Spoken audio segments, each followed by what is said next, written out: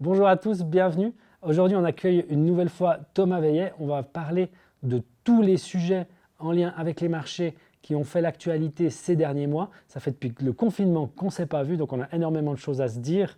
On commence tout de suite avec cette interview fleuve avec Thomas Veillet. Eh ben Thomas, bienvenue sur le plateau Merci. des investisseurs et de Vauban. Ça fait longtemps qu'on ne s'est pas reparlé. On Bah non. a beaucoup de retard à rattraper. Plein de sujets à aborder aujourd'hui. Je suis vraiment content que tu aies pu enfin revenir pour faire un tournage chez nous. Ouais. Euh, Peut-être pour commencer, tu vas pouvoir nous dire un petit peu comment toi tu as vécu les 2 derniers mois. Quel a été le contexte boursier et comment toi tu le perçois? Alors très bien en fait, même on s'est pas vu depuis le confinement en fait, même avant le confinement et c'était une belle période en fait, c'était une belle expérience de pouvoir vivre ça un peu différemment. Je vais essayer de prendre les choses de manière positive, mais en fait on a vécu une période exceptionnelle, y compris au niveau des marchés boursiers, hein, puisqu'on a eu le 23 mars, on a eu ce fameux trou apocalyptique où c'était la fin du monde. Et puis depuis, on fait que de monter. C'est assez simple, donc j'ai presque envie de dire que c'est presque trop beau pour être vrai. On est vraiment dans un environnement boursier extrêmement favorable, qui est explicable par plein de raisons fondamentales qu'on abordera peut-être plus tard. Mais c'est vrai qu'aujourd'hui, tout va pour le mieux, en tout cas au niveau du marché boursier. Après moi, ce qui me gêne un tout petit peu aujourd'hui, c'est que vraiment, on dit toujours que la bourse a finalement le reflet de l'économie. Et aujourd'hui, c'est l'économie qui est en train d'être le reflet de la bourse, puisque la bourse a déjà pris, on va dire, 6 mois d'avance sur le recovery économique. En disant oui, mais c'est bon, l'économie va faire son recovery dans les semaines qui viennent, dans les mois qui viennent, donc nous, on prend déjà de l'avance. Et donc, c'est vrai qu'on a eu des argumentaires qui sont un peu fallacieux sur la raison du rebond. Enfin, toujours, on est en train de dire maintenant, on a besoin que l'économie reparte. Donc, moi, ce qui me gêne un petit peu, c'est que, historiquement parlant, c'est extrêmement difficile de sortir un graphique qui dit ça, c'est le marché et ça, c'est l'économie. Mais si on pouvait le faire, eh bien, on se rendrait compte que finalement, il y a c'est une espèce de vague deux vagues qui se suivent et qui ont les mêmes mouvements avec un petit décalage dans le temps, des fois pour le marché qui a du retard et des fois pour l'économie qui a du retard. Et là, par contre, on a un marché qui est reparti ici, et derrière, on a un trou avec l'économie qui est collé en bas. Alors oui, on sait qu'il y a des soutiens qui sont mis en place. Oui, on sait qu'un jour, l'économie va repartir. Oui, on sait que tout redeviendra la normale. Enfin, on espère, parce qu'aujourd'hui, on n'y voit quand même pas très clair, malgré qu'apparemment, M. Poutine a trouvé la solution au niveau des vaccins. Donc voilà, on est dans un contexte assez particulier, parce qu'on est dans une espèce d'euphorie qui est assez bizarre, puisque quelque part, il y a quand même beaucoup de gens qui sont au chômage, il y a beaucoup de PME qui sont en difficulté. On n'a pas l'impression que les nuages vont se dissiper de sitôt sur l'économie, même si, oui, ça va se dissiper et qu'un jour ça ira mieux. Et donc voilà, on est un peu dans cette zone-là, on se dit maintenant il faudrait quand même que l'économie montre qu'elle est en train de repartir, alors on s'accroche à des chiffres qui sont quand même loin d'être revenus à la normale, même s'il y a une petite amélioration. Et on a tendance à avoir vraiment le verre à moitié plein, on y croit, on se motive beaucoup, on est vraiment en pleine méthode Coué, on se motive à fond tous les jours, on se dit c'est bon, on va s'en sortir, ça va bien se passer. Et c'est vrai que pour l'instant, on voit plus le verre à moitié plein que le verre à moitié vide. Et en plus, on vient de sortir d'une période de publication trimestrielle qui était exceptionnellement, on va dire, bon en relatif. Parce que quoi? On a eu des chiffres trimestriels qui n'étaient pas extraordinaires, mais on le savait. Mais comme les marchés avaient tellement anticipé que ce serait mauvais, que finalement c'était moins pire. Et donc c'est un peu toujours cette théorie, je dis toujours, c'est le saut en hauteur, hein. Si on vous demande de sauter par-dessus une barre de 25 cm, c'est jouable. Si on vous demande de sauter 2,10 m, ça va être plus compliqué. Aujourd'hui, les sociétés, on leur demande de sauter 25 cm déjà, donc c'est plutôt une bonne nouvelle. Donc voilà, aujourd'hui, on est un peu à un tournant. On a la tech qui a explosé ces derniers temps, et puis derrière, on a plein d'autres secteurs qui n'ont rien fait du tout. Et aujourd'hui, on se demande est-ce qu'on va sur une rotation de secteur, ou est-ce que le marché va simplement s'essouffler et se dire, voilà, ça va s'arrêter. On est au milieu du mois d'août. Dans 2 semaines, c'est la rentrée scolaire. On va commencer à nous ressortir que septembre et octobre, c'est jamais des très bons mois pour la bourse. Et on va commencer à se poser beaucoup de questions. On a des grosses échéances qui nous attendent cet automne, politiques, déjà entre autres aux États-Unis. Et puis voilà, on est un peu dans une forme olympique au niveau des marchés. Mais on a un peu l'impression que c'est, de nouveau, si je peux faire un parallèle sportif, c'est un peu comme si vous êtes à Usain Bolt, vous avez fait 9,58 au 100 mètres. Là, vous rendez compte que ça va être compliqué d'aller faire du 9,10. Et puis que pour gagner 0,5 centième, ça va être très très long et très très compliqué. Donc voilà, on est un petit peu, on se pose beaucoup de questions et ça tombe pratiquement pile poil aujourd'hui où on se demande où est-ce qu'on va et à plus forte raison, qu'est-ce qu'on fait. Donc en fait, ce que tu es en train de dire, c'est que on a des indices comme le Nasdaq, surtout le Nasdaq, le S&P, qui sont remontés très très fort après cette fameuse date du 23 mars. Donc ce sont des hypothèses vraiment très optimistes, mais ça, ce sont les indices. Et si on décortique un petit peu les indices, on s'aperçoit, en particulier pour la tech et donc pour le Nasdaq, qui est l'indice de la technologie américaine, qu'il y a quelques valeurs clés qui poussent l'indice vers le haut, mais que si on enlève ces valeurs clés, l'indice est probablement un petit peu plus bas. Donc il y a un espèce d'effet déformant dû à la capitalisation énorme de ce qu'on appelle les FANG très souvent, donc les Amazon, les Google, les entreprises comme ça. Comment est-ce qu'on fait le tri pour savoir jusqu'où le marché est trop cher, quel type de valeurs sont trop chères? Est-ce qu'il y a encore des valeurs qui sont à des prix qui sont abordables, mais qui sont un petit peu invisibles parce qu'on ne les voit pas dans l'index? Comment toi tu te positionnes par rapport à ça? Alors, effectivement, on a eu un rebond qui a été drivé par la tech, clairement, par la tech en général, par les FANG en particulier. Quand on regarde un petit peu le tissu des résultats qu'on a eu ces dernières semaines, on a eu des chiffres qui étaient juste stratosphériques chez Amazon, qui étaient juste fantastiques chez Apple, qui étaient juste très, très bons chez Microsoft, qui étaient un peu plus compliqués chez Google, mais ça va quand même. Facebook, c'est juste hallucinant par rapport à tous les problèmes qu'ils ont eu ces derniers temps au niveau de la publicité. Finalement, ils s'en sortent hyper bien et on a des performances qui sont très bonnes. Alors là aussi, on avait visé très bas, donc finalement c'était une bonne surprise. Mais on s'est surtout rendu compte que finalement, pendant cette période de confinement, tout le monde s'est dit, est-ce qu'on aura un monde d'après? Je ne pense pas qu'on aura vraiment un monde d'après, mais une chose qui a changé, c'est la perception du travail chez les gens. Et la manière dont on a fonctionné pendant ces périodes-là, autant les gens étaient très dubitatifs quant au fait de faire des meetings en visioconférence, mais quand on n'a pas eu le choix, on a changé. Et on s'est rendu compte que finalement, tous les bénéficiaires de cette nouvelle manière de travailler et de communiquer entre nous et de fonctionner quand même, parce que le monde ne s'est pas arrêté de tourner, eh bien, tous ceux qui sont les grands bénéficiaires de tout ça, c'est qui? C'est de nouveau les mêmes, Apple, Facebook, Amazon, Microsoft, et tous les viennent ensuite qui fournissent des services, qui fournissent des structures pour permettre aux gens de fonctionner comme ça. Moi, je vais prendre simplement mon exemple personnel. Moi, j'ai complètement shifté en l'espace de quelques semaines mon travail. Avant, je faisais beaucoup plus de présence en ville. Aujourd'hui, je fais beaucoup moins de présence en ville et beaucoup plus de travail à distance parce que finalement, je me suis rendu compte que ça n'avait pas réellement changé. C'est pas que je travaille moins, c'est juste que je le fais différemment. Et je pense qu'il y a plein de gens qui ont changé ça et cet impact va se ressentir sur le long terme, probablement beaucoup plus sur des sociétés comme ça que sur des boîtes qui font simplement de la consommation de base. On va dire, prenons un exemple.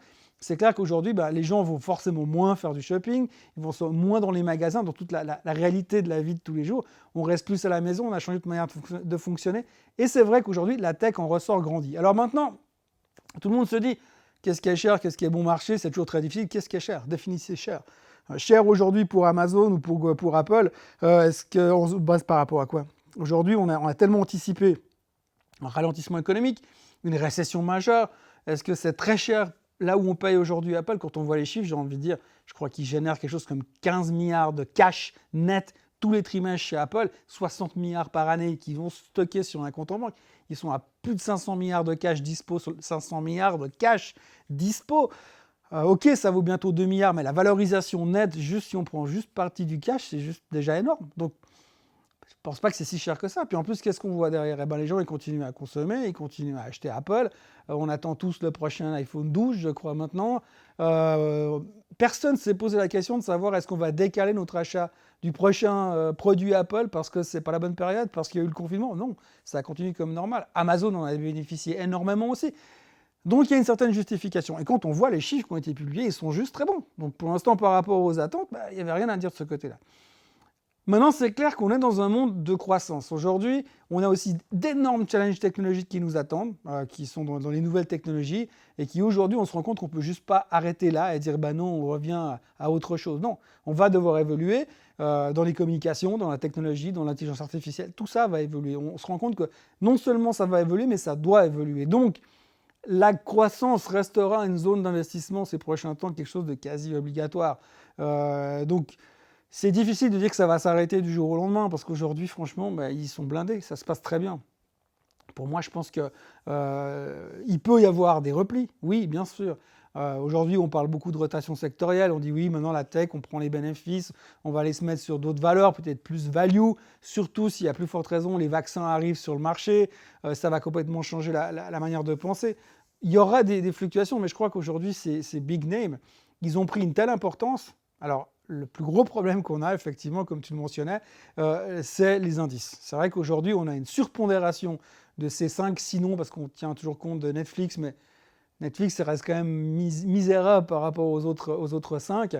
Mais je pense qu'aujourd'hui, dans un indice comme le S&P 500, ça représente, je crois, aujourd'hui 25 ou 26% de la capitalisation totale pour 6 titres sur 500. Donc ça fait quand même beaucoup. Et on le voit quand il y a des sell-off pendant 1 ou 2 jours, comme on l'a eu ces dernières 48 heures, à 2% par jour sur une Apple, une Amazon, une Microsoft, sur l'indice, ça fait tout de suite très bizarre. Et donc je ne me réjouis pas forcément d'avoir un jour où il y aura vraiment un gros sell-off, parce qu'il suffit qu'une de ces deux fasse un profit warning, de ces 5, pardon, fasse un profit warning. Et là, on peut se prendre une volée de bois vert sur l'indice énorme. Mais ça, c'est une question, quelque part, c'est parce qu'on perçoit les indices. Et on regarde des jours où on a des 5 titres qui baissent, mais vous avez 80% de la masse en dessous qui monte. Donc c'est plus forcément très représentatif. Ce qui est important de regarder aujourd'hui, c'est le Nasdaq et on regarde peut-être les sous-indices pour essayer de voir quels sont les secteurs qui bougent, mais pas essayer de se fixer sur l'indice parce que c'est plus effectivement très représentatif. Peut-être qu'à un moment donné, on va refaire un rebalancement et essayer de repenser ces indices, mais c'est clair que jamais, au début, on a créé le S&P 500, on aurait pensé qu'à un moment donné, on allait avoir 6 boîtes qui représenteraient 25%. Ce n'était pas dans le but, ce n'était pas logique. Aujourd'hui, on a des world companies, comme le prédisaient les Guignols à l'époque, qui ont pris une place tellement importante qu'on peut plus faire, on doit réfléchir différemment, si on réfléchit purement en termes d'indices.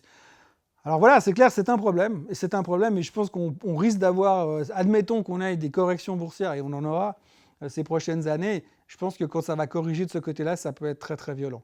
Mais maintenant, aujourd'hui, je pense qu'il y a une partie de pondération quasi obligatoire dans les FANG qu'on ne peut pas ne pas avoir, on aime ou on n'aime pas, mais aujourd'hui on ne peut pas se permettre de ne pas être investi dedans parce que c'est les leaders de tout. Ils ont une manière de fonctionner, aujourd'hui on ne peut pas se passer d'eux, même s'ils ne créent pas grand-chose in fine. Facebook ne crée rien, c'est nous qui lui créons du contenu. Amazon, ils vendent des trucs, ils font juste de la marge derrière et puis ils ont créé des serveurs qu'on ne sait même pas, ils n'ont rien de physique. Donc tout ça est une autre manière de fonctionner et qu'on doit apprendre aussi à appréhender. Et ça fait partie du monde de l'investissement. Après, de nouveau, ce sera dans une allocation de portefeuille, il va falloir simplement jouer avec. Est-ce que je surpondère ce groupe-là? Est-ce que je surpondère les viennent ensuite de la croissance? Parce qu'il y a plein de titres dont on ne parle pas, mais qui ont fait des performances fantastiques. AMD, Nvidia, entre autres, qui ont juste cartonné aussi. Mais comme elles ne font pas partie des FANGs, on en parle beaucoup moins. Mais donc, il y a deux manières de jouer. Vous allouez une partie croissance et une partie du reste, parce que l'économie réelle, aujourd'hui, va rencontrer encore des problèmes. Je pense à la consommation de base au supermarché. Les gens hésitent, ils font différemment, ils ne vont pas forcément dans les supermarchés. Ils essaient de se repenser aussi, donc ceux-ci vont peut-être mettre plus de temps à récupérer. Les croisières, les airlines, les hôtels, tout ça, ça va récupérer, mais il faut qu'on retrouve une certaine liberté de fonctionnement. Et à ce moment-là, on pourra reconsommer normalement et envisager de réinvestir là-dessus. Mais pour l'instant, eux sont tributaires du comportement humain. Amazon, Facebook et consorts, et ils sont tributaires du fait qu'on a juste besoin de continuer à fonctionner. Et eux nous permettent de le faire. Donc ça reste quelque chose d'important, mais c'est vrai qu'on n'en parle pas assez à mon sens, mais je pense qu'à un moment ou à un autre, il faudra commencer à discuter de cette problématique de taille à l'intérieur des indices. On ne peut pas faire quelque chose, on ne peut pas aller vraiment contre, parce qu'aujourd'hui, je pense qu'Apple vaut vraiment 1,8 trillion de capitalisation boursière, et je pense qu'elle va vraiment aller à 2 trillions de capitalisation boursière. On ne peut pas dire « Ah ben on coupe un morceau », c'est pas comme ça que ça marche. On ne peut pas la splitter. Apple ne voudra jamais. Mais simplement, il va falloir commencer à composer avec le fait qu'aujourd'hui, il y aura des énormes caps, et puis il y aura le reste. Mais le jour, effectivement, de par le jeu des règles de 3, tout simplement, ça devient très très important. Et ça peut poser un problème à terme. Ça peut, je dis bien, parce que c'est quand même des boîtes aujourd'hui qui ont la capacité de se réinventer et d'avoir non seulement la capacité, mais les moyens d'être toujours un coup en avant sur le reste du marché. Et ça reste une stratégie assez primordiale chez Amazon. Quand ils voient quelque chose qui fonctionne, ils ne le rachètent pas, ils le répliquent. Donc ils ont encore les moyens d'évoluer. Donc je pense qu'on est vraiment, nous en tout cas dans la finance, on est dans un monde d'après, clair et net. malgré qu'on veut bien nous dire aujourd'hui qu'effectivement, il y a un risque potentiel. Oui, on était 50% plus bas il y a quelques semaines. On vient de gagner 50% en 4 mois. Oui, il y a un risque. Comme tout ce qui monte très vite, ça peut redescendre très vite aussi. Voilà, maintenant on cherche un peu quelle est la valorisation. On est un peu suspendu là au milieu de l'espace en disant on aimerait bien que l'économie nous donne des signes de résurgence et de redémarrage concret pour dire ok, ben on va les attendre, puis après on continuera à fonctionner, on réévaluera ça dans quelques temps. Voilà ce qu'on peut dire aujourd'hui. Là, on parle des FANG, Ouais. qui sont donc une poignée d'entreprises qui ont des fondamentaux extrêmement solides. Donc, c'est plus facile pour toi de justifier des valorisations élevées, mais j'ai quand même entendu de ta bouche le terme euphorie, risque de bulle, des choses comme ça. Donc, moi, j'essaie de chercher un petit peu où sont ces actions vraiment très survalorisées. Je pense à Zoom, par exemple, qui est une action qui s'est multipliée par je ne sais pas combien depuis le début de la crise, et qui est quand même beaucoup plus fragile, en tout cas à mon avis, que des world companies comme Google ou Amazon. Est-ce que là, tu vois des bulles? Ou est-ce que tu en vois plutôt sur des valeurs comme Kodak où Oui, ça, c'est c'était beaucoup nul. plus évident? Ouais. Où est-ce que tu vois vraiment de vrais Alors, risques, toi, aujourd'hui? de vrais risques, je pense qu'aujourd'hui, il est partout. Je crois qu'aujourd'hui, le risque, il est partout. Aujourd'hui, on essaie de l'oublier, mais on en parlait avant de filmer cette séquence. Les gens, ils ont oublié ce qui s'est passé le 23 mars. On est déjà passé à autre chose. Donc, la bulle, pour moi, on est dans une forme de... Je ne peux pas parler de bulle parce que c'est toujours délicat, mais l'euphorie. L'euphorie, on est dans une forme d'euphorie. Pourquoi? Parce que tout le monde commence de nouveau à vouloir tous faire de l'investissement. Je prends un exemple assez phénoménal. Le plan de soutien américain qui a été mis en place il y a 2 mois où ils ont donné 1 200 $ à chaque Américain. Je ne vais pas dire de bêtises, mais pas loin de 70% des Américains ont utilisé cet argent pour investir en bourse. Ils n'ont pas utilisé pour manger, ils n'ont pas utilisé pour consommer, ils ont réinvesti en bourse. C'est aussi ce qui a généré beaucoup d'afflux de liquidités dans les marchés. Donc aujourd'hui, on a tous ces gens-là qui veulent revenir faire de la bourse. J'ai jamais eu autant d'intérêt, de questions sur la bourse, parce que tout d'un coup, tout le monde veut revenir dedans. On a tous ces traders qui utilisent Robinhood aussi, qui bossent en équipe finalement pour essayer de faire monter les choses. Il y a un engouement massif. On parle toujours du chauffeur de taxi et du coiffeur, et des métiers qui sont loin de la finance, qui tout d'un coup, quand ils commencent à en parler, c'est que c'est jamais une bonne nouvelle. Ils commencent à en parler. Et je l'ai vécu, c'est à mourir de rire dans un taxi à Londres. J'ai eu un chauffeur qui commençait à me dire ce qu'il fallait acheter sur les marchés boursiers il n'y a pas plus tard que 3 semaines. Donc tout le monde commence à avoir un avis sur la bourse parce qu'on se rend compte que c'est monté très très fort et puis que maintenant c'est facile de faire de l'argent. Il y a un analyste chez JP Morgan il y a 48 heures qui a déclaré qu'il n'a jamais été aussi facile de toute l'histoire de gagner de l'argent en bourse. Ça, pour moi, ça veut dire qu'on est dans une euphorie. Et ça me fait peur. Le problème, c'est qu'une euphorie, on sait quand ça commence, à peu de choses près, mais on ne sait jamais quand c'est que ça s'arrête. Et entre deux, il peut se passer tellement de choses que le risque, il est massif de se faire squeezer, d'aller vouloir jouer les héros, dire « ouais, je vais commencer à shorter ». Non, il faut attendre que ça commence à baisser pour commencer à shorter. Mais si je fais un parallèle avec l'an 2000, ça fait 20 ans, mais moi je l'ai vécu en tant que jeune trader. Enfin, de trader, je n'étais déjà plus très très jeune, mais à cette époque-là, on a eu une période où le Nasdaq, en l'espace de janvier 99 et de mars 2000, donc en l'espace de 15 mois, le marché a fait x4 avant l'effondrement. Et l'euphorie, on la sentait depuis longtemps. 6 mois avant l'euphorie, on achetait n'importe quoi pour n'importe quelle raison. Tout le monde avait une théorie, comme on a vécu l'histoire de Kodak il y a quelques semaines, comme on a vécu l'histoire des voitures électriques, parce que maintenant, faire de l'argent en bourse, c'est facile, il faut acheter une voiture électrique, ça fait que de monter. Il y a des signes comme quoi les gens sont prêts à faire tout et n'importe quoi et à écouter n'importe quelle histoire. Il y a 1 an en arrière, vous disiez il faut acheter tel titre. En racontant n'importe quoi comme histoire, les gens venaient poser des questions, creuser le sujet.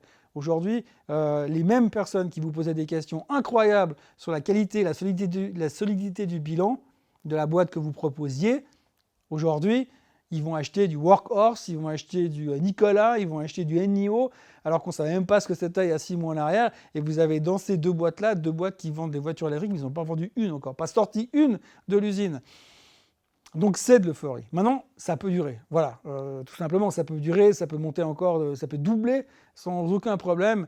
On peut s'emballer encore sur plein de sujets pendant des semaines et des mois, avant que tout d'un coup, il y ait quelqu'un qui tire la prise et pour une raison que j'ignore et je ne vois pas forcément quelle serait la raison aujourd'hui, mais ça peut être l'arrivée au pouvoir de Joe Biden, ça peut être la réélection de Trump.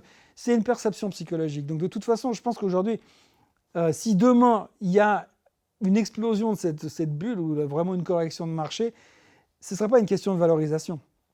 Les gens ne vont pas vendre parce que c'est trop cher ou parce que si, parce que ça. Ils ne vont plus faire de sélection. C'est de nouveau, on ne prend pas de prisonniers. On tire à vue et on pose des questions. Après, à chaque explosion de bulle, c'est comme ça que ça se produit. Ça ne sert à rien de dire « oui, je vais choisir les actions qui sont les plus chères pour commencer à les vendre ». Non, les gens, ils vont tout vendre. Et on l'a déjà vu, à chaque fois que ça panique, c'est ce que je dis toujours, c'est les femmes et les enfants d'abord, mais dans ce cas-là, c'est mon portefeuille d'abord et les femmes et les enfants après. Donc on vend tout, puis après on pose des questions. Et c'est vrai qu'à la vitesse où c'est monté, le jour où ça devait baisser pour vraiment une mauvaise raison, eh bien ça ira très très vite. Alors, moi, ce qui m'a fait très peur pendant le début de l'été et la fin du printemps, la fin du printemps et le début de l'été, c'était surtout le fait qu'aujourd'hui, on a tellement d'avis contradictoires sur le Covid qu'aujourd'hui, c'est très difficile de faire une opinion. Mais les chiffres sont là, et quand on vous parle de contamination, de reconfinement, de décès, etc., vous vous dites, mais il y a quand même quelque chose de bloqué. L'économie est bloquée. Vous avez des restaurants dans certains pays où c'est fermé. Los Angeles a refermé ses bars et ses restaurants. Donc c'est toute une économie qui ne bouge plus et qui ne rapporte plus d'argent. Et à côté de ça, vous avez le marché qui continue à monter, sans arrêt.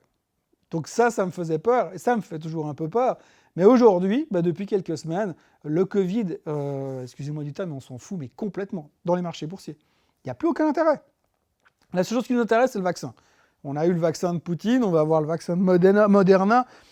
Ok, on continue sur cette voie-là, mais ce qui m'a fait peur pendant une période, c'est vraiment ce côté, on s'en fout de la réalité.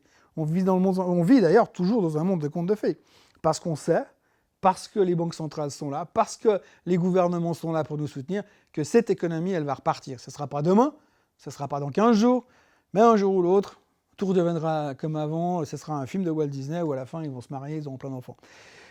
Donc c'est un petit peu ça on est en train de chercher dans tout ça. Mais aujourd'hui, il y a un optimisme global ambiant, et heureusement qu'on n'est pas en dépression.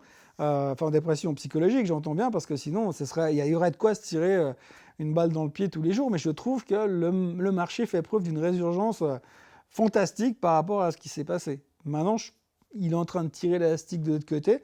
Et il va falloir que l'élastique ait un taux d'extension maximale, et à un moment donné, ça va péter. Donc il faut que pour que ça détende, il faut que l'économie vienne se recoller pour que ça puisse avoir une vie normale.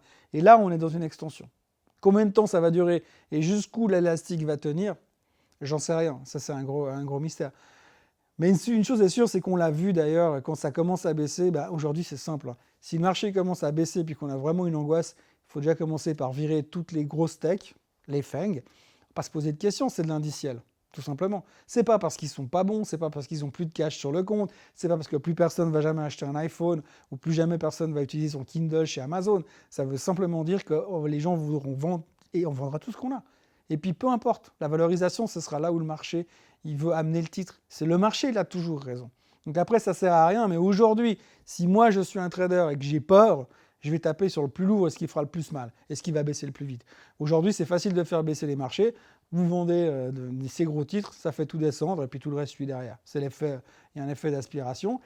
Et à plus forte raison, vous avez tellement de gens qui ont investi dans les ETF techno, les ETF Nasdaq, les fonds techno, etc. Si ces gens-là ils ressortent, les gens qui gèrent ces produits, ils doivent faire quoi? Ils doivent vendre les titres derrière. Et qui sont les plus gros pondérés dans tous les ETF quasiment dans le monde aujourd'hui, les gros ETF, vous retrouvez les mêmes noms. Donc ce qui veut dire que c'est un effet global.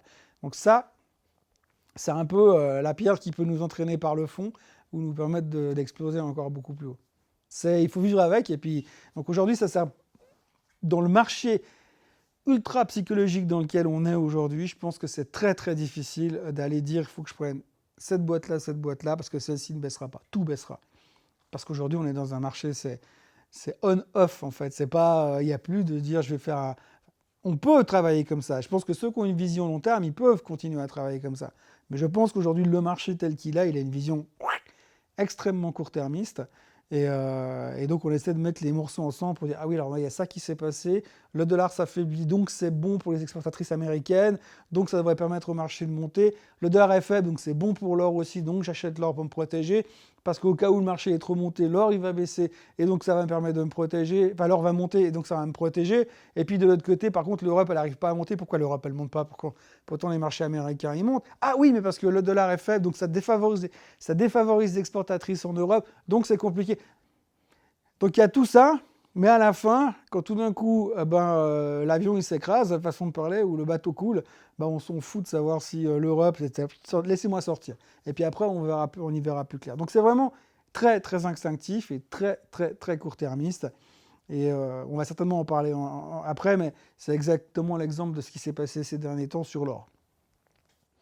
Mais tu vois, nous, aux éditions Vauban, on est uniquement long-termiste.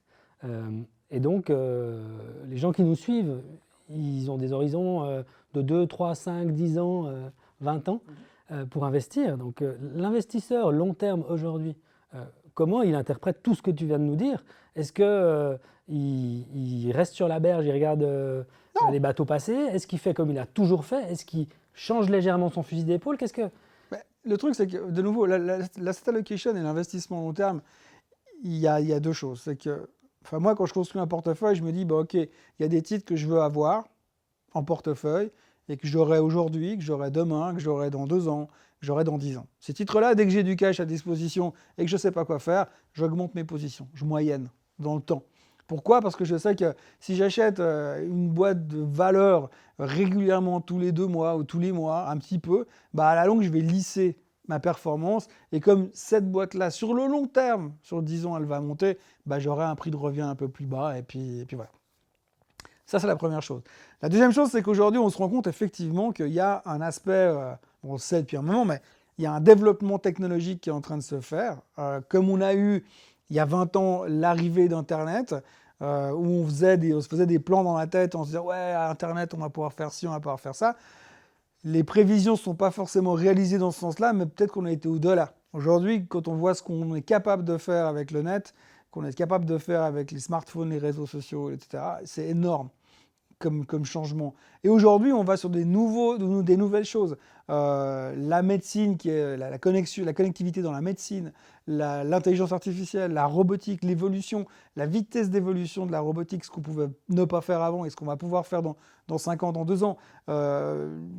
Toutes ces nouvelles technologies, toutes. La manière de payer, le mobile payment. On parle du paiement mobile depuis des années. On n'arrivait pas forcément à visualiser les choses.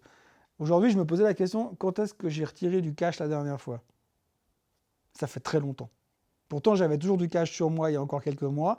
Depuis le confinement, je n'utilise plus que ma carte, du sans contact ou mon téléphone. On est passé à un truc qu'on n'arrivait pas à faire expliquer aux gens et en 2 mois, tout a changé.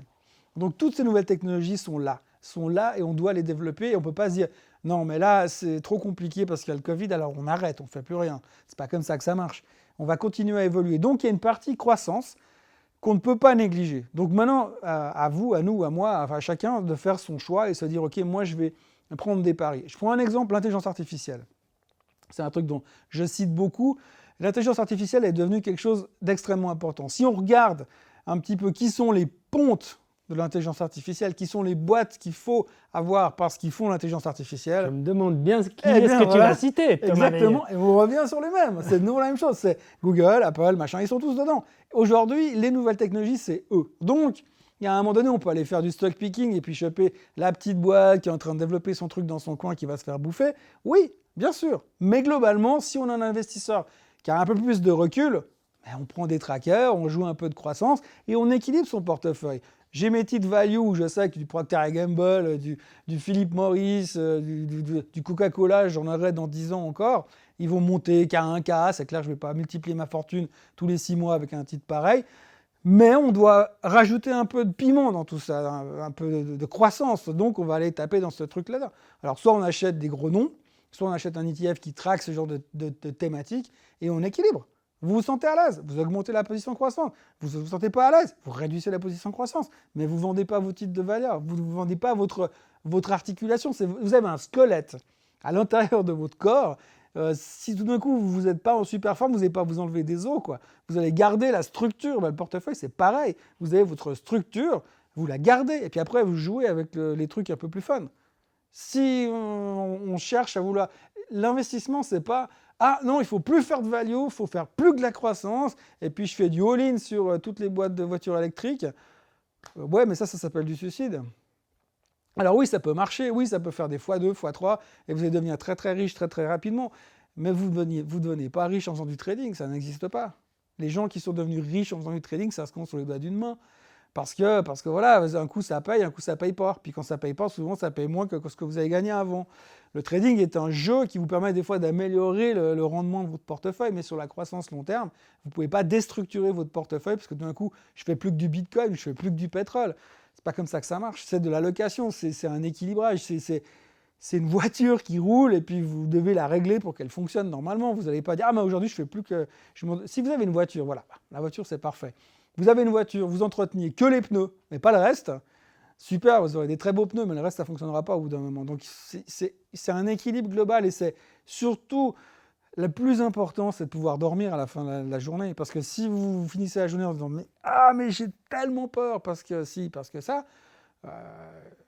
Prenons l'exemple de Kodak, c'est un exemple d'euphorie spéculative dans tous les sens. Vous avez un titre qui vaut 2 $, qui touche un prêt de 760 millions de dollars de la part du gouvernement américain pour se repenser et devenir autre chose que ce qu'ils faisaient avant. Je crois que Kodak, depuis qu'ils ont fait faillite, ils ont changé 5 ou 6 fois de business model, donc de toute façon, voilà. Le titre passe de 2 à 60. On passe de 0 à 3 milliards de capitalisation boursière pour un prêt de 700 millions alors qu'ils n'ont pas commencé à planter le premier médicament générique. Tout d'un coup, on se rend compte en 3 jours qu'on a peut-être été un peu vite en besogne, le titre perd 75%, et là on se rend compte qu'il y aura eu des abus sur les informations boursières. C'est de la spéculation, point barre. Ça ne veut pas dire qu'il ne faut pas en faire. Ça veut juste dire qu'aller spéculer sur des machins comme ça, vous le faites avec un morceau comme ça de votre portefeuille. C'est pas « Ah, je vais vendre toutes mes Nestlé et mes Novartis, et puis je vais aller faire du Kodak ». C'est pas comme ça que ça marche. C'est de l'équilibrage. Donc aujourd'hui, on se rend compte par la force que eh bien, Amazon, Google, Facebook et consorts, ils sont là, et ils vont être là encore probablement un bon moment. Et donc, il faut qu'ils fassent partie de votre portefeuille. Maintenant, de nouveau, si vous êtes super à l'aise avec la techno, faites un portefeuille 100% croissance.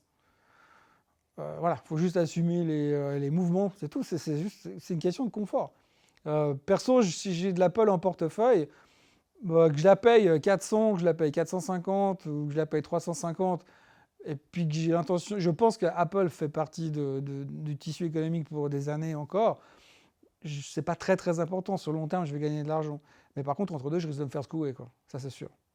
Voilà, c'est l'ultra concentration des portefeuilles, ça restera toujours un problème. Et dans cette phase de marché, les gens ont tendance souvent à aller chercher l'ultra concentration parce qu'à faire beaucoup d'argent. Oui, j'entends plein de gens qui ont raison d'acheter Tesla à 300 et de les garder encore aujourd'hui à 1500. C'est très bien. Mais ceux qui ont été les plus courageux et qui ont mis tout sur Tesla, ça s'appelle de la folie furieuse. C'est très bien parce qu'on gagne beaucoup d'argent. Mais sur la forme, on ne peut pas décemment, en tant qu'investisseur, recommander de faire du all-in. Et donc voilà, c'est simplement un curseur. C'est un curseur qu'on bouge, plus de risques, moins de risques, plus de risques, moins de risques. Et c'est comment vous vous sentez par rapport au curseur. C'est tout. À propos d'allocation, venons-en à l'or. On s'est vu en début d'année, on a parlé de l'or. Tu m'avais dit que tu étais optimiste sur l'or, comme d'ailleurs pas mal d'analystes. C'était vraiment un des grands thèmes de cette année, encore plus une fois qu'il y a eu le Covid, puisqu'il y a eu toutes ces injections monétaires, tous ces stimulus qui ont en fait fourni une base d'argumentation pour dire que l'or avait encore un réacteur de plus à son actif pour monter et casser toutes les résistances, les dernières résistances qui restaient, j'ai envie de dire. Et c'est bien ce qu'on a vu. On a vu l'or monter pendant toute la crise du Covid. Et puis, on l'a vu exploser vraiment à la hausse façon parabolique ces dernières semaines, avec depuis 2 jours un moment de baisse assez violent, même très violent. C'est historique d'ailleurs au niveau de, je crois que c'était hier. Ouais, voilà, ça fait 7-8 ans qu'on n'a pas vu une baisse aussi rapide sur l'or. Donc, qu'est-ce qu'on doit penser maintenant de l'état aujourd'hui de l'or? Est-ce que tu as une opinion par rapport à son niveau de prix actuel? Est-ce que tu es toujours aussi optimiste qu'en début d'année avec ce nouveau niveau de prix beaucoup plus élevé? Alors d'abord, je l'avais dit. Je sais que tu l'avais dit. Pour une fois, je pourrais dire je l'avais dit. Moi, j'étais bullish sur l'or au mois de janvier, sans savoir ce qui nous attendait, mais j'étais bullish sur l'or pour une pure raison technique. L'or faisait une espèce de parabole inversée où depuis le temps, on faisait ce genre de truc au bout d'un moment, ça finit par démarrer à la hausse. C'est comme ça, c'est à force de bouffer du chart pendant 30 ans, quand vous voyez ce genre de truc, vous savez que ça part à un moment donné. Ça n'a pas manqué, ça a parti. Ça a mis le temps, mais c'est parti. C'est parti pour différentes raisons, parce qu'effectivement, plus de liquidités, énormément de liquidités, donc un dollar faible, des angoisses quand même, parce que le marché est très très haut, des angoisses économico-politiques, sanitaires et tout ce qu'on veut, les gens ont besoin de se rassurer, donc tout allait dans la direction de l'or. Finalement, on casse à la hausse. Et ce qui est assez intéressant avec l'or, c'est que, eh ben, en 2011-2012, on avait déjà eu un épisode complètement hystérique à l'époque où on nous parle « Ah, l'or, il va à 6000 ». Et chaque fois qu'on arrive à des plus hauts historiques sur l'or, à chaque fois, vous avez une tripotée de spécialistes qui vient et qui sort des targets absolument incroyables. Et alors, non seulement j'avais dit qu'un jour, l'or allait péter cette année puis qu'on allait en direction des 2000, ça c'est fait, mais j'ai rajouté récemment en disant non seulement ça va casser, mais quand ça va casser, vous avez tous les gars qui vont débarquer d'on ne sait où, ils vont sortir de sous terre pour dire « Ah, j'ai un nouveau target sur l'or ». Et ça n'a pas manqué. Donc là, j'ai commencé à les compulser, à dire « Ah, il y en a un qui, d'abord c'est 2000, 2005, 3000, 3005, 4000. J'en ai un là-bas qui dit à 6, puis l'autre à 7 là-bas. » Non, moi j'ai dit 10 hier, j'ai dit 10 000 $, juste pour dire ça arrivera peut-être jamais, mais moi si jamais je l'aurais dit ici, aujourd'hui, je suis le premier à dire que l'or ira à 10 000. Mais ça veut juste rien dire. Aujourd'hui, c'est qu'on n'en sait rien. L'or n'est pas une société, l'or ne paye pas de dividendes, l'or n'a pas de croissance. L'or, c'est un bien immatériel, enfin c'est un bien matériel, mais qui vous en faites rien. Alors oui, c'était l'étalon or, parce que la monnaie va s'effondrer, et les gens vont venir à l'or, on va se gratter de l'or pour aller payer le pain au magasin. Vous avez toutes les théories possibles et imaginables. J'entendais l'autre jour qu'on dit que 0,5% des investisseurs au monde ont de l'or dans leur portefeuille. Imaginez si 100% en mettaient. Imaginez, on va à 100 000. J'en ai vu un l'autre jour, il y en a un qui a réussi à sortir. L'objectif de prix de l'or est probablement infini. Ça va remplacer le Bitcoin. C'est le Bitcoin. J'attends juste que Nabila vienne nous dire « Ouh, il faut acheter de l'or parce que c'est l'avenir ». Enfin bref, aujourd'hui, c'est que c'est aussi une forme d'allocation d'avoir de l'or dans son portefeuille. De nouveau, faut arrêter de me dire je veux plus que de l'or. Si vous voulez que de l'or, puis vous avez acheté des lingots, vous les stockez à la maison, c'est bien, mais c'est pas comme ça qu'on fait de l'investissement. Imaginez que l'or aille à 4000. Je pense que s'il va à 4000, on aura bien d'autres soucis économico-politiques, etc., etc. Donc, mais je pense que c'est difficile de donner un target de toute manière. Mais ce qui est vrai, c'est que c'est assez symptomatique, c'est que là aussi, tous les gens qui n'en parlaient pas avant, tous les gens qui n'y connaissaient rien, ils ont tous une opinion. Même le 20 minutes a fait un article l'autre jour sur l'or. Alors que le 20 minutes, en général, quand le 20 minutes vient parler de finances, c'est un peu comme le matin. Quand il commence à parler finances, c'est qu'on arrive au bout de quelque chose quand même. Ça n'a pas manqué. Je veux dire, l'or est monté à 2075. En 2 jours, on a reperdu 150 $. Bref, ce que je veux dire, c'est qu'il y a une vieille croyance qui dit que toutes les personnes très riches accumulent toujours un peu d'or. 5-10% dans leur portefeuille.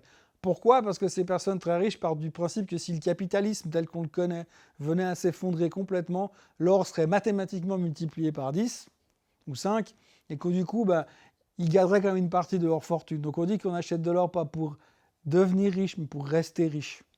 Donc c'est une forme de backup, c'est une forme de valeur refuge, ça on sait depuis toujours. Et puis voilà, par contre, ce qui est assez drôle, c'est qu'on a toujours cette espèce d'emballement à chaque fois que l'or atteint des plus hauts historiques. Il y a une vraie frange économique, il y a vraiment des gens qui sont passionnés de ça. Et si vous allez contre eux en leur disant « Oui, mais il faut arrêter ton cinéma avec ton or », non, mais il ne faut surtout pas faire ça. Vous pouvez perdre des amis comme ça. Moi, j'ai une connaissance, il est complètement obsédé par l'or. Si je vais lui dire le contraire, il ne me parle plus, c'est fini, je perds des amis. Donc il faut faire un choix, les amis ou l'or. Mais bref. Le fait est, c'est que globalement, ça peut faire partie d'une location. Ça peut faire partie de la spéculation, parce que celui qui a acheté à 1800, 1750 au début de l'année, puis qui a vendu à 2000, 2050, c'est joli comme trade, en termes de pourcentage sur l'année, vu ce qu'on a traversé, c'est pas mal. Et puis c'est clair que la volatilité du lingot d'or, elle est quand même un tout petit peu moins violente, et puis ça reste toujours quelque chose de concret. Donc oui, ça fait du sens. Mais comme à chaque fois, on vient nous sortir des trucs comme quoi ça va aller au ciel, j'aimerais avoir le temps de retrouver les articles qui ont été publiés en 2011 quand on a cassé les plus hauts historiques. Et je pense qu'on peut faire du copier-coller avec ce qu'on voit aujourd'hui. C'est les mêmes théories. C'est les mêmes théories. Ah oui, enfin, on y va. Alors oui, j'ai rencontré quelqu'un il y a quelques années. Lui, son portefeuille, c'est 50% or, 50% eau. Voilà. Parce qu'un jour, on n'aura plus d'eau, on n'aura plus de monnaie. Bon, on n'aura plus rien de toute façon, mais on aura de l'or et de l'eau. Donc, tout va bien, quoi. Je pense que l'or est une partie de l'asset allocation et comme je le disais avant au niveau de la croissance de la valeur et de l'équilibre du portefeuille, oui, en avoir un peu, ça fait du sens. Mais il ne faut pas non plus s'attendre à dire je vais mettre 60% d'or dans mon portefeuille et puis je vais jouer le fait qu'il va doubler. C'est extrêmement dangereux quand même. Je rappelle quand même, pour mémoire, contre le top de 2011 et jusqu'à aujourd'hui, on a quand même mis donc 9 ans pour revenir au plus haut de tous les temps et qu'on est quand même passé par 1050. Et quand on était à 1050, je peux vous ressortir des articles de ceux qui disaient que c'est à 600. Voilà. C'est comme d'habitude, c'est un truc, mais c'est vraiment un truc qui est très... Le terme ruée vers l'or n'est pas complètement galvaudé parce que on a eu ça dans le passé, les Américains à l'époque, quand ils ont tous bougé d'est en ouest pour aller devenir chercheurs d'or, pour aller en Californie. Et puis à la fin, ils ont fini par faire du bodybuilding à la fin. Mais je veux dire, entre deux, ils ont commencé par devenir chercheurs d'or. On a toute cette stratégie de ça devient la solution à tout. Mais ce n'est pas la solution à tout. Je veux dire, aujourd'hui, demain, c'est bien, mais la grande question, c'est qu'est-ce qu'on fait de cet or? Vous le stockez comment? Vous achetez des ETF, prenez des futurs, vous avez un compte métal, vous le stockez dans votre coffre à la maison, vous le mettez au fond de votre jardin, vous le gardez pour les jours difficiles. Et puis quand il n'y aura plus rien comme monnaie, puis que vous aurez des lingots comme ça qui pèsent 20 kilos, vous en faites quoi? Vous coupez des tranches? Comment ça marche? Je veux dire, quelle est la vision de l'économie derrière? Vous allez aller à la banque puis on va les changer? Vous croyez réellement qu'il y aura encore des banques à ce moment-là? C'est toute cette réflexion-là. Aujourd'hui, oui, alors il va peut-être encore là. Alors ce matin, c'est très timing-wise parce que cette nuit, j'écrivais un article, enfin très tôt ce matin, j'écrivais un article et je lisais un gars quasiment en live qui disait oui, mais c'est normal que l'or rebaisse aujourd'hui parce qu'il vient retester son niveau et il va se consolider entre 1900 et 1950 $. Entre le moment où il a publié l'article et moi, 2 heures après, l'or avait déjà perdu encore 35 $ de plus. Il était déjà en dessous de son objectif. Donc on n'est pas des... On ne peut pas faire de la prévision, il n'y a pas de solution pour être exact, tout le monde peut se tromper. Je pense qu'aujourd'hui, l'or peut faire partie d'un portefeuille. Il y en a qui n'en ont pas, il y en a qui en ont un peu, il y en a qui en ont beaucoup.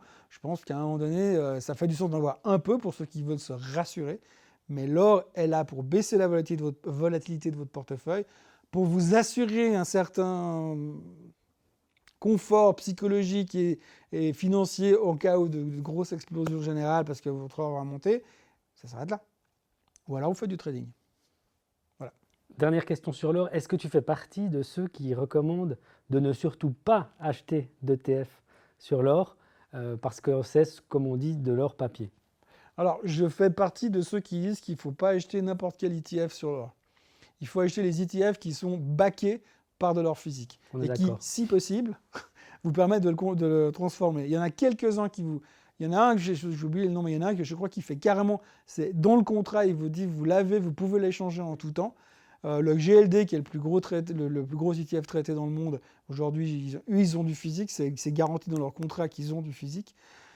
Tout le monde dit oui, c'est super parce qu'ils ont de l'or physique et donc vous pouvez l'échanger. Bon, je me réjouis de voir le jour où on veut tous l'échanger en même temps, mais c'est une autre histoire. Je pense l'or est stocké dans une banque britannique à Londres. Je me réjouis de voir la queue devant la banque pour aller chercher les morceaux, mais bref. Mais par contre, il faut faire très attention parce qu'il y a plein, au contraire, d'ETF qui ont été construits sur ce qu'on appelle des swaps.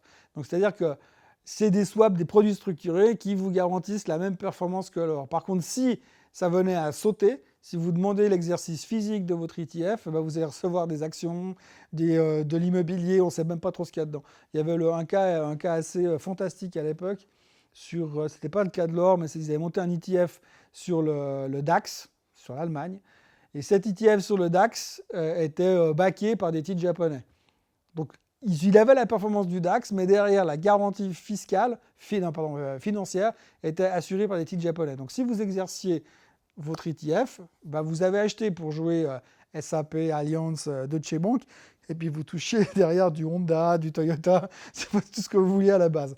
Donc il faut faire attention à ce genre de choses. Et l'or, c'est pareil, il y a plein d'ETF, mais très peu sont backés par du physique. Et ça, c'est très important. Merci. Si jamais il y a des spectateurs qui veulent acheter de l'or sous forme d'ETF, ils peuvent aller sur le site de l'émetteur pour voir comment est construit l'ETF, pour s'assurer que c'est bien ce qu'ils veulent. Au pire des cas, vous contactez notre service client, on se fera un plaisir de vous donner quelques noms. Parlons maintenant d'un autre de tes calls qui a été moins réussi que celui de l'or, dont on a parlé en début d'année, c'est le pétrole. qui pour de nombreuses raisons, en partie très techniques, est parti jusqu'à même des prix négatifs sur une très courte durée, vraiment dans des circonstances très particulières. Il n'empêche que toi, tu étais très optimiste pour 2020 sur le pétrole. Je pense qu'aujourd'hui, on est en dessous du prix qui était celui de l'époque. Et c'est un peu un des rares secteurs où je ne vois pas d'euphorie aujourd'hui, plutôt un espèce d'optimisme mesuré. On a l'or qui est autour des 40-42 dollars, le pétrole qui est autour des 40-42 dollars, et qui est stable depuis quelques semaines, après être bien remonté. Comment tu vois ce marché-là? Le pétrole, c'est compliqué parce que il y a beaucoup de forces derrière qui ne sont pas forcément des forces très rationnelles, puisqu'il y a le PEP qui est là, il y a les autres grands producteurs de pétrole qui ont leur mot à dire. Il y a eu un ralentissement économique indubitable, indéniable, quand il y a eu cette histoire de Covid. Donc forcément, quand vous êtes bloqué à la maison pendant 2 mois, vous consommez beaucoup moins d'essence. C'est assez logique, donc moins de consommation pétrolière, donc il y a un impact là-dessus. Aujourd'hui, on est en train de digérer tout ça. Entre deux, on a eu une explosion d'un certain côté écologique où on se dit oui, alors il faut une voiture électrique, il faut une trottinette électrique, il faut un vélo électrique, il faut surtout plus utiliser le pétrole parce que c'est méchant. Enfin bon, entre nous, soit dit, on utilise quand même beaucoup de pétrole sous d'autres formes que pour se déplacer, mais ça, on a tendance à l'oublier. Enfin, il y a eu une espèce de out of fashion.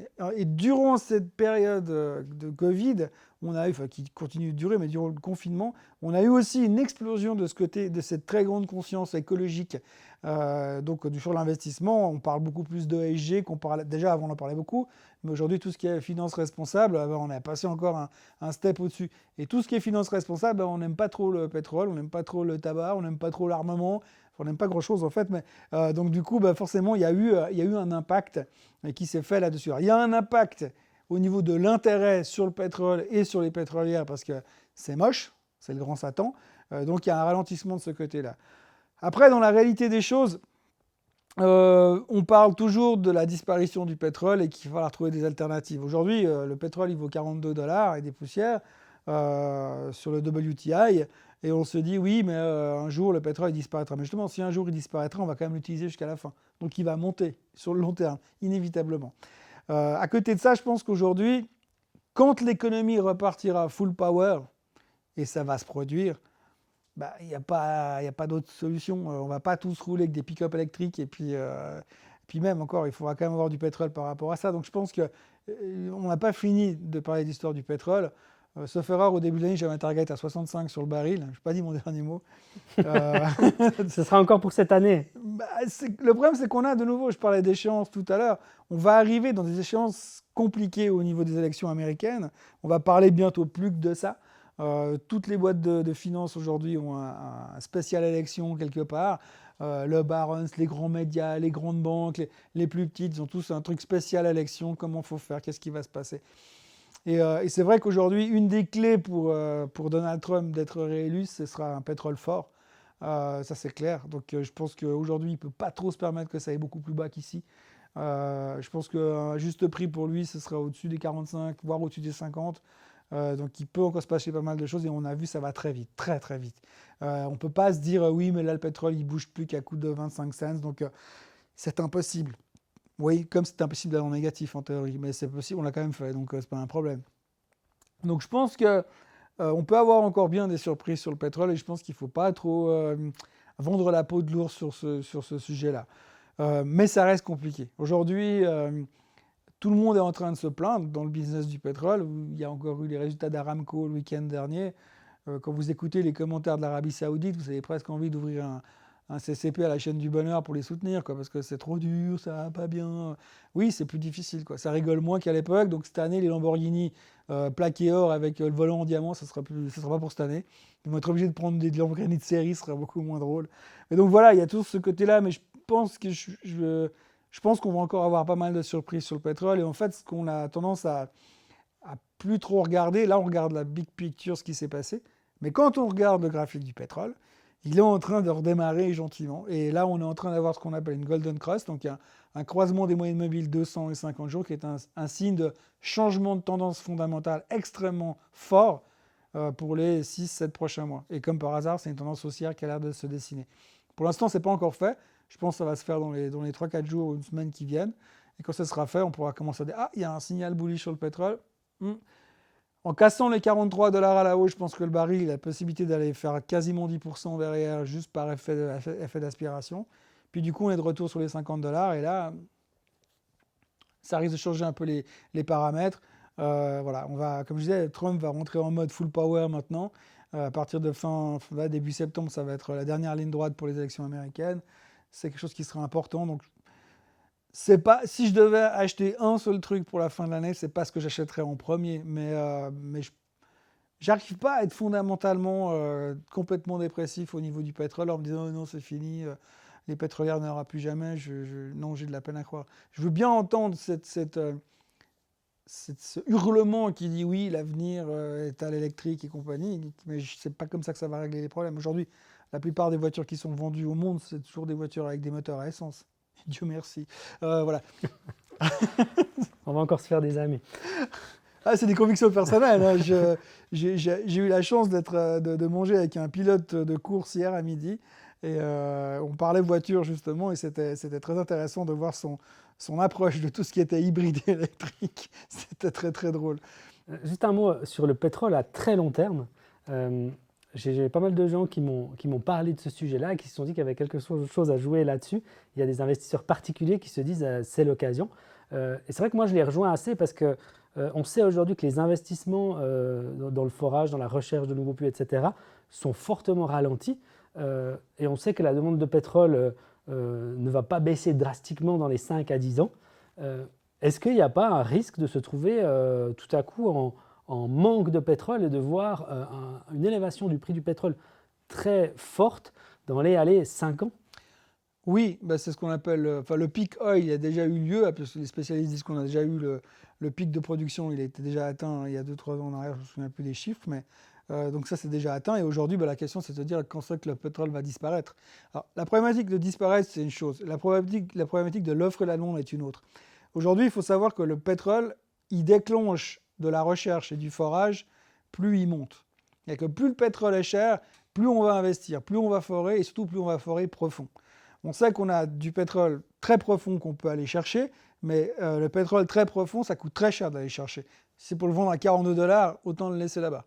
Mais c'est clair que plus le prix du baril va monter, plus les mecs ils vont aller forer loin. Donc plus il y aura des investissements. Ça, c'est pour le côté investissement. Et pour le côté raréfaction, le jour où on peut juste plus y aller, forer, parce que trop bas, où il n'y a plus, eh bien à ce moment-là, c'est une question d'offre et de demande. Donc effectivement, la demande ne va pas réellement baisser. On va peut-être changer de manière de fonctionner, mais une chose est sûre, c'est qu'on aura toujours besoin de pétrole. Et pas uniquement pour nos voitures, parce qu'on parle toujours, oui, la consommation, ça change tout. Non, mais le plastique, tous les médicaments, toute la chimie, tout ça, c'est du pétrole.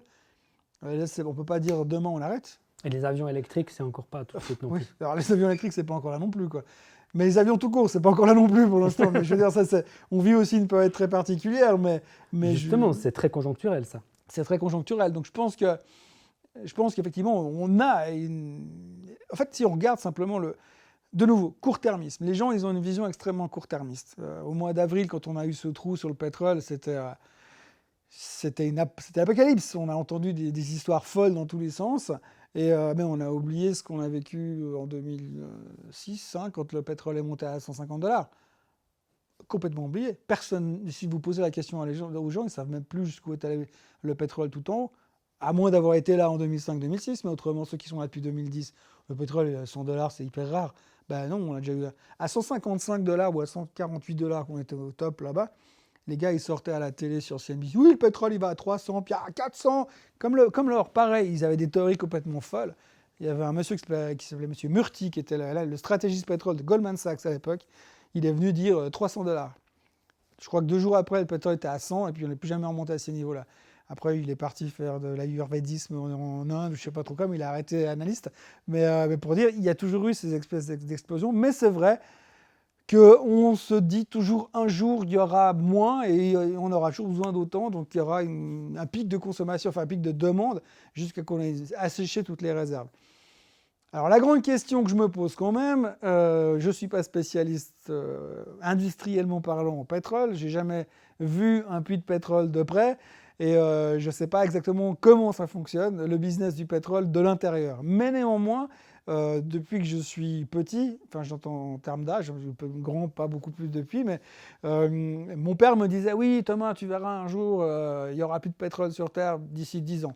Je parle de ça en 85. Hein. Donc, on me disait en 85 qu'il n'y aura plus de pétrole dans 10 ans. Puis en 95, on m'a dit, ouais, bah, dans 10 ans, il n'y aura plus de pétrole.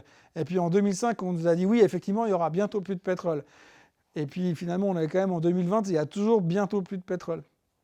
Donc, il y avait un film américain à l'époque qui s'appelait Tango et Cash. Très bon film. Très bon film, très grand film culturel. Et à un moment donné, ils sont dans une poursuite en voiture et Kurt Russell dit à Sylvester Stallone, il dit j'ai une bonne et une mauvaise nouvelle. Et il lui dit c'est quoi la bonne? Il dit il dit c'est quoi la mauvaise? Il dit on a presque plus d'essence. Et puis l'autre dit bah, c'est quoi la bonne? On a presque plus d'essence. Et donc en fait voilà, aujourd'hui on est dans un marché où effectivement on sait qu'un jour il y aura plus de pétrole, presque plus de pétrole, mais jusqu'où? Donc oui, je pense qu'effectivement on va avoir des aberrations. On a déjà eu des aberrations dans le pétrole à la hausse comme à la baisse depuis 25 ans. Et ça va continuer. Donc il y aura certainement ce qu'on a eu en bas, on va certainement avoir la version dans l'autre sens. C'est pour ça qu'aujourd'hui, il ne faut pas qu'on vienne me dire oui, mais les pétrolières, c'est fini, c'est out of fashion parce que maintenant c'est écologie only. Non. Aujourd'hui, on va encore avoir besoin de ces boîtes de pétrole pendant des années. Ils ne vont pas se laisser mourir comme ça. Puis il ne faut pas oublier non plus que si on va juste dans les pétrolières aussi un tout petit peu, oui, c'est des méchants. Mais si vous regardez la transformation que fait Total, par exemple, en France, Total, c'est plus la pétrolière qu'on imaginait il y a 15 ans en arrière. Ils ont fait une transition énergétique où ils sont passés sur le solaire, sur toutes les nouvelles technologies énergétiques. Il ne faut pas non plus les jeter avec l'eau du bain non plus. Mais voilà, je pense qu'effectivement, pour le pétrole, pour répondre à ta question, je pense qu'il y aura certainement encore des choses très spectaculaires à vivre. Il n'y a pas de certitude. On continue avec les perdants de la crise. Il reste des actions et des secteurs très dépendants de l'ouverture de l'économie et de l'ouverture des frontières qui sont encore extrêmement punis par le marché. Donc les hôtels, les compagnies aériennes, l'automobile, toutes ces valeurs-là. Pas toute l'automobile. Pas toute l'automobile. Non, pas tout. Il y a une exception que nous ne citerons pas sur ce plateau. Exactement. Les spectateurs pourront faire leurs propres recherches. En tout cas, voilà, ces valeurs-là, si on se place dans un point de vue pure value avec des œillères, on a l'impression d'avoir des valorisations qui sont injustes, mais en même temps, aujourd'hui, on voit qu'elles ont beaucoup de difficultés à sortir de leur linéaire. Pour toi, c'est dans le portefeuille ou c'est dans la poubelle? Non, dans la poubelle, non, parce que je pense que tant que moi je ne vais pas jeter. Là aujourd'hui, on a effectivement les secteurs que tu mentionnes. Ce qu'il faut quand même bien regarder, c'est que effectivement, l'impact était plus violent sur les croisières, sur ce type de boîte. C'est logique, on a arrêté les croisières. Là, ils ont repoussé. Il n'y aura pas de croisière avant octobre, en tout cas. Puis tout le monde dit oui, moi je n'irai plus jamais sur un bateau de croisière, c'est exclu, retour en jeu, bien sûr. Mais en même temps, par contre, les premiers, dès que vous ouvrez les boîtes de nuit, c'est les premiers à sauter dedans pour y retourner. Donc, je pense que l'humain est suffisamment idiot pour recommencer les mêmes erreurs qu'il a fait avant en pensant que ce serait différent. Donc, je pense que les croisières, le jour où on rouvre et puis qu'on sabre dans les prix des croisières de luxe, il y a quand même des gens qui vont dire c'est une bonne opportunité, je vais quand même y aller. Donc, les choses vont revenir à la normale. Ça prendra peut-être plus de temps que le reste. Comme l'avion. Aujourd'hui, on dit oui, mais de toute façon, Boeing et Airbus, c'est fini. Ouais, c'est fini, puis on va faire comment? Non, parce que moi, personnellement, je tiens quand même à retourner un jour à New York avant que je décède. Et si c'est pour y aller en bateau, ça va être un peu long quand même, quoi. 15 jours et puis finir comme le Titanic. Enfin, on n'est pas dans un monde aujourd'hui pour dire on va arrêter l'aéronautique, c'est fini. On va faire différemment. Oui, c'est clair, cette année, on a tous dit, OK, je vais aller en vacances en Suisse parce que je connaissais moins bien. Je vais aller visiter mon département quand je suis en France. Moi-même, je suis allé en Allemagne. Vous m'auriez dit ça il y a 10 ans, jamais. J'aurais foutu les pieds en Allemagne sans qu'on insiste vraiment pour m'emmener là-bas de force. Et aujourd'hui, je me dis, c'est l'occasion d'y aller. Donc, on a changé nos habitudes. Mais on ne va pas échanger sur le long terme. Du moment où on pourra recommencer à vivre normalement, on va se précipiter pour aller revivre normalement. Donc, ces boîtes-là, elles doivent tenir. En ce qui concerne les deux fabricants d'avions, les deux gros, le premier qui me dit oui, mais ils vont faire faillite. Jamais un gouvernement aujourd'hui ne laissera tomber Airbus ou Boeing. On ne peut pas, on ne peut juste pas. Ça veut dire qu'on arrêterait la production aéronautique, on arrête tout. En plus, les deux ont un impact militaire quand même derrière, donc il faudra quand même les soutenir sur ce côté-là. Donc oui, ça souffre aujourd'hui, mais sur le long terme, on retrouvera... Oui, le transport aérien changera certainement, mais en même temps, il y aura autre chose. On va se réinventer, mais ils seront toujours là. Et puis aujourd'hui, dire ok, moi je vais moi-même, je crée une start-up demain, puis je vais créer un avion pour révolutionner le monde, puis je vais bouffer le business à Airbus et Boeing, c'est un peu compliqué comme business plan quand même. Je suis pas sûr que la Raiffeisen du coin elle te suive pour financer le truc. Mais bon, globalement, je pense qu'aujourd'hui c'est quelque chose qui sera toujours là et toutes ces industries seront toujours là. Les hôtels, si on regarde. Aujourd'hui, ils ont pris une volée monumentale. Oui, les revenus sont en baisse de 90% parce que plus personne ne va à l'hôtel. Pour avoir eu l'occasion d'aller à l'hôtel il y a 10 jours en arrière à Londres, je comprends pourquoi on n'y va plus, parce que c'est assez proche de Walking Dead quand même comme histoire, mais bon bref. Et donc du coup, il y a un impact, indubitablement. La problématique, c'est que l'impact qu'on a sur les hôtels aujourd'hui, la baisse de valorisation, c'est une chose. La réalité, c'est que ces boîtes-là, la plupart, ils sont propriétaires de leurs immeubles. Donc rien qu'au niveau real estate, il y a une valeur derrière. Donc on ne peut pas non plus vendre la peau de l'ours avant de l'avoir tué. Et puis à la première occasion, vous pourrez repartir. Et puis autre chose, si vous regardez les hôtels, oui, c'est un ralenti, mais quand vous essayez de réserver un hôtel suivant où, c'est pas aussi simple que ça. Donc ça veut quand même dire que ça loue encore. Donc oui, il y aura des périodes difficiles, mais il y aura un recovery.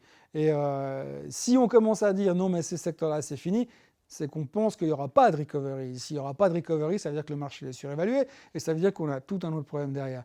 Donc c'est ce qu'on appelle, sauf erreur aux États-Unis, ils appellent ça les titres de l'épicentre. Donc c'est ceux qui ont été le plus proches de l'explosion, on va dire, qui ont souffert le plus et qui vont mettre le plus de temps à rebondir. Mais si on regarde historiquement parlant, à chaque fois qu'il y a eu des grosses cassées dans l'économie et des grosses cassées sur les marchés, ces stocks qui étaient victimes de l'épicentre, là on a aujourd'hui, c'est les hôtels, les avions et compagnie.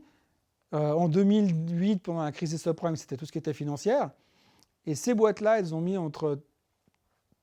quand le rebond est amorcé, elles ont mis entre 3 et 6 mois pour redémarrer. Et si on regarde un petit peu ce qui s'est passé, nous, on arrive dans la période des 3 et 6 mois où on va commencer à se dire « Ah, peut-être que ça vaut la peine de revenir un tout petit peu dessus ». Donc non, il ne faut pas les enlever du portefeuille. C'est clair que si vous les avez achetés il y a une année, ça fait très très mal. Mais quand vous regardez le potentiel de rebond derrière, je ne pense pas que c'est si impossible que ça qu'on revoie notre argent dans les 18 mois qui viennent, parce qu'il faut quand même espérer qu'on va retrouver un minimum d'envie de vivre et puis de voyager. Moi, je n'ai pas l'intention de rester le reste de ma vie plus jamais sans bouger d'où je suis là. Mais c'est clair qu'aujourd'hui, là tout de suite, ça donne pas envie de voyager, ça c'est clair. Mais ça va passer. Et puis on a une capacité de récupération et d'oubli surtout qui est ultra rapide. Je pense que si demain, autant aujourd'hui on est paranoïaque avec les masques et puis la distanciation sociale, et encore, ça dépend. Si demain on nous dit, si monsieur Macron ou si l'OFSP en Suisse vient nous annoncer que finalement on peut enlever les masques, on va pas mettre, il n'y en a pas qui vont dire « Ouais, moi je vais quand même le garder 6 mois par mesure de sécurité. Hein. » Ça sera oublié, demain ils sont tous à l'aéroport et puis la semaine prochaine on est à Ibiza et on recommence. Tu as été assez mesuré sur tous les thèmes qu'on a abordés aujourd'hui. Donc je vais te demander si tu es d'accord de te mouiller un peu de toutes les opportunités qu'on a discutées aujourd'hui. Si tu devais en choisir une, ce serait laquelle? Un secteur, un truc? Un secteur, on a parlé du pétrole, on a parlé de l'or, on a parlé des actions décotées, on a parlé des FANG, on a parlé des actions de croissance de plus petite capitalisation. Oui, mais me mouiller, je veux bien. Mais si aujourd'hui j'ai 5 000 francs à investir en partant du principe que je suis prêt à les perdre, j'achète les croisières. Et si tu ne veux pas les perdre? J'achète Apple. Très bien, excellente réponse, c'est parfait, merci beaucoup. Question subsidiaire, un sujet dont on n'a jamais vraiment parlé, peut-être une fois il y a très longtemps. Les voitures électriques, non c'est pas ça. C'est pas loin, les crypto-monnaies. Je sais que tu t'es pas beaucoup intéressé à ça. Est-ce que ton opinion là-dessus évolue? Est-ce que tu t'y intéresses ne serait-ce que de loin? Où est-ce que tu en es par rapport à tout ça? Non, je ne m'intéresse pas. Je m'intéresse pas. Durant le confinement, j'ai fait un webinaire avec une banque suisse, avec 2 spécialistes des cryptos. Moi, j'étais le modérateur. Très honnêtement, j'ai joué l'idiot du village qui ne comprenait pas grand-chose. Je n'ai pas dû me forcer beaucoup pour ne pas comprendre grand-chose. Il y a 2 choses. Il y a la crypto-monnaie, il y a le blockchain. Alors, ni l'un ni l'autre, je suis capable d'expliquer. En fait, je n'aime pas parler de choses que je ne peux pas expliquer simplement. Dans tout ce que je fais depuis des années, quand je parle des marchés financiers, j'arrive encore à expliquer assez simplement ce qui se passe. Donc, je me sens à l'aise.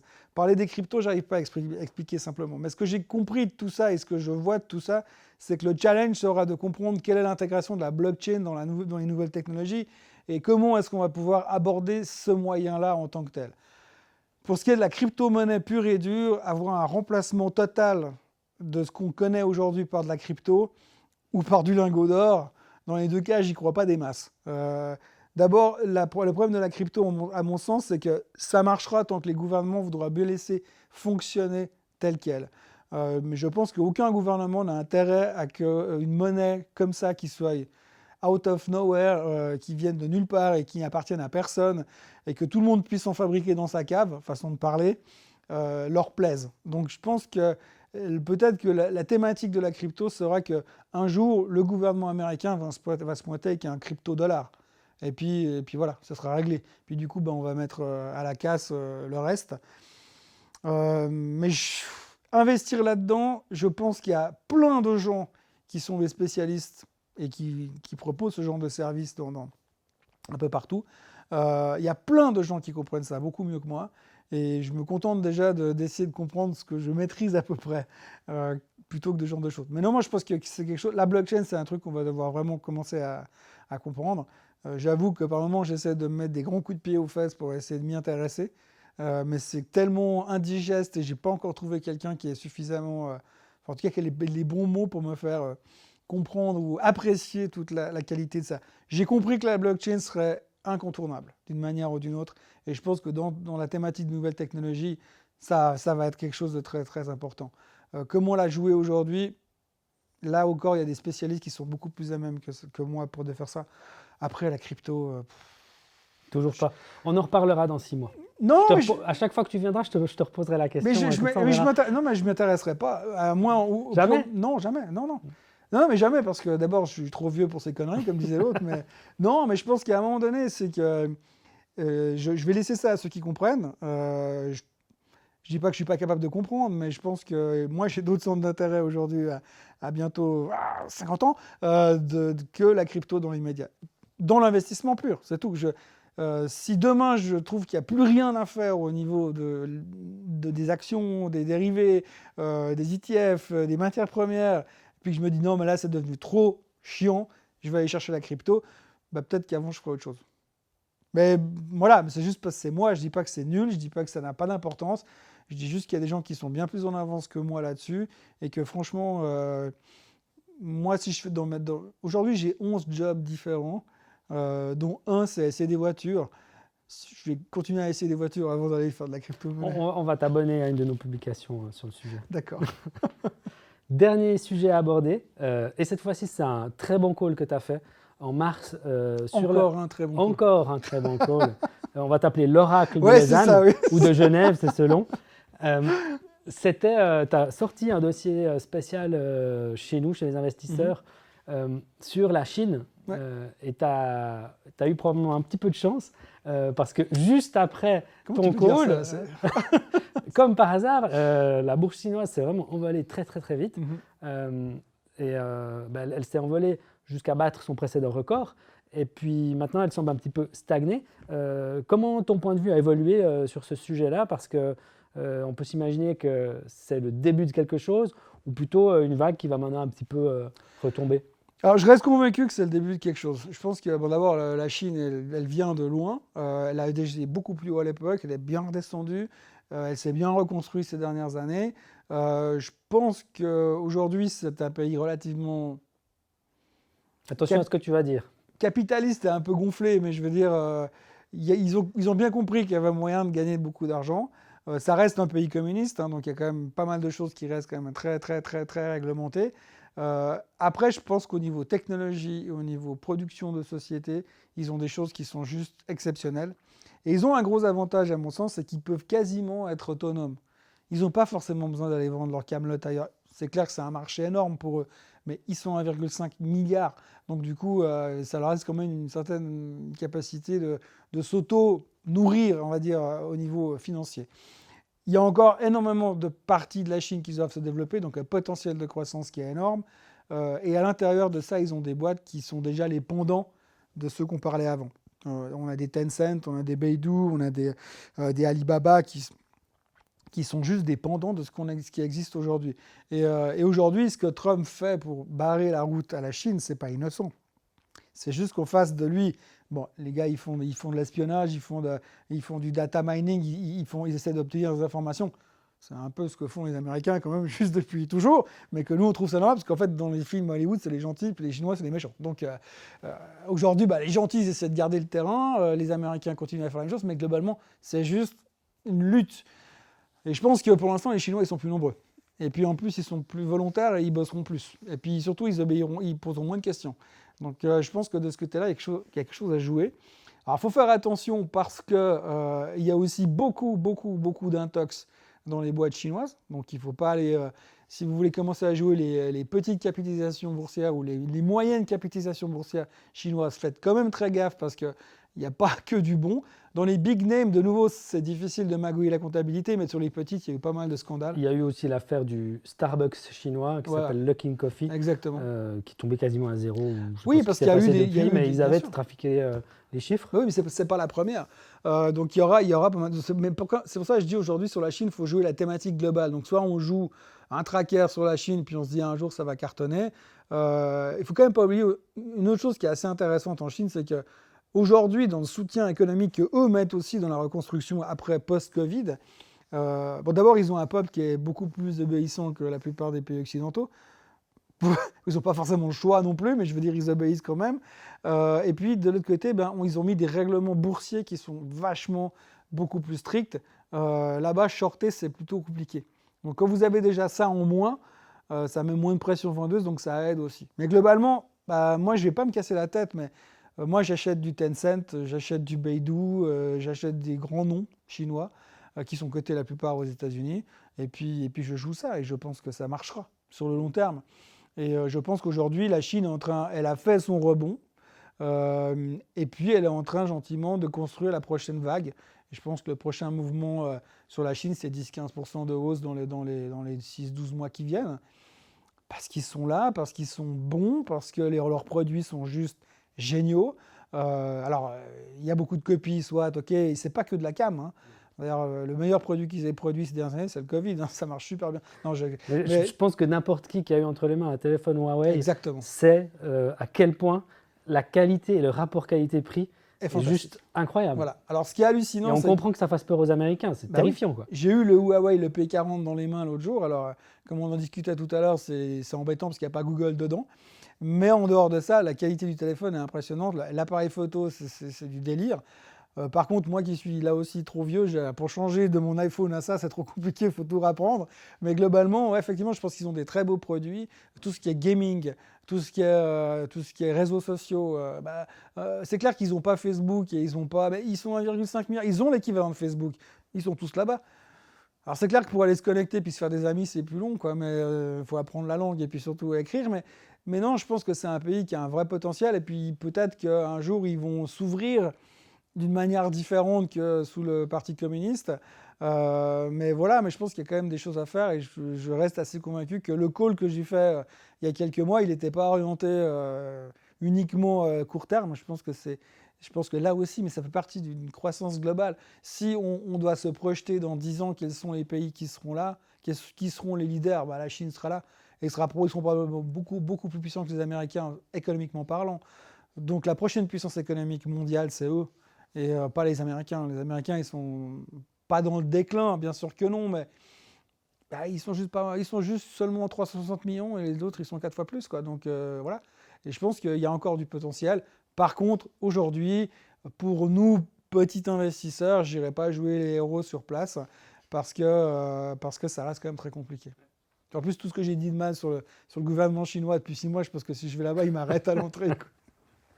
Eh ben merci beaucoup. On a abordé tous les points que je voulais aborder avec toi. Est-ce que tu as encore quelque chose que tu voudrais dire, une chose importante qu'il faudrait que nos spectateurs sachent avant que tu partes? Je crois pas. Non, rien de spécial. Je vais juste... la rentrée, pour moi, la rentrée sera énorme.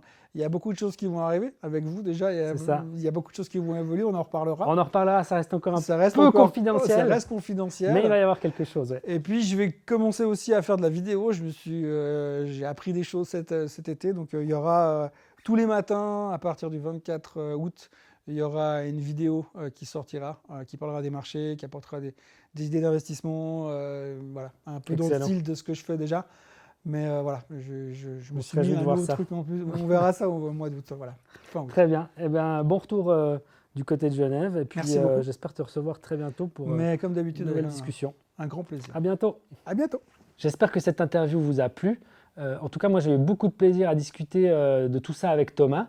Si vous avez aimé les analyses de Thomas, si vous êtes intéressé par toutes ces discussions autour des marchés financiers, de la bourse, de l'or et de toutes ces choses, n'hésitez pas à cliquer sur le lien en dessous de la vidéo pour vous inscrire à la newsletter des investisseurs. N'hésitez pas à laisser un pouce si la vidéo vous a plu. N'hésitez pas à vous abonner aussi à la chaîne. On poste régulièrement des vidéos, des interviews, des infos sur la bourse et les marchés. Voilà, c'est tout pour aujourd'hui. J'espère vous retrouver très bientôt sur la chaîne et je vous dis bonne fin de journée.